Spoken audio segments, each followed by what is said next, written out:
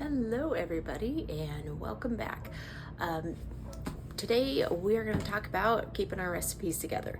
I don't know about you, but at one point in my life I had about like 12 recipe books, okay? And I regularly used maybe a couple of them, and I would just pick and choose and just go for one and this and one and that, and it wasn't worth it. We needed the shelf space and they just took up space. So what I decided to do was to get rid of a lot of books. And I went to Walmart and I grabbed one of those, little leather diaries, and I made my own recipe book.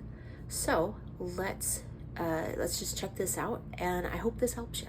Okay, so let's check out this recipe book. And it's pretty simple. You just grab one of those little diaries that are maybe like 80 or 100 pages, and this is going to be your go-to book.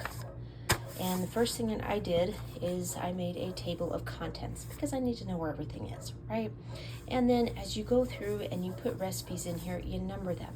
Not necessarily by page number, because some of these recipes take 2 pages to fill out because they're that involved. And so figure out about how many pages are in your little journal, and leave maybe 3 or 4 pages to write all the recipes that you have. Now these recipes that go in here are your tried and true recipes, the ones that you approve of, your family approves of, and the ones that you want on repeat, right? And so you just go through and you just start filling it up, and you realize, oh my goodness, that is a good idea. We use this again and again and again and again.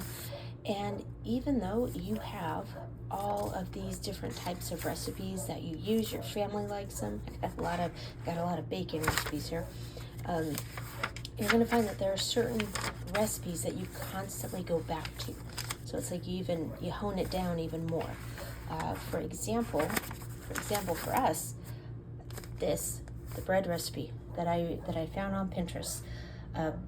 It's the only bread recipe that I have successfully done, like yeast bread recipe that I have successfully done. It is a base recipe for pretty much everything bread, okay?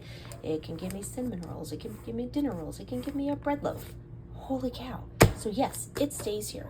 It has a permanent opening spot for this little book.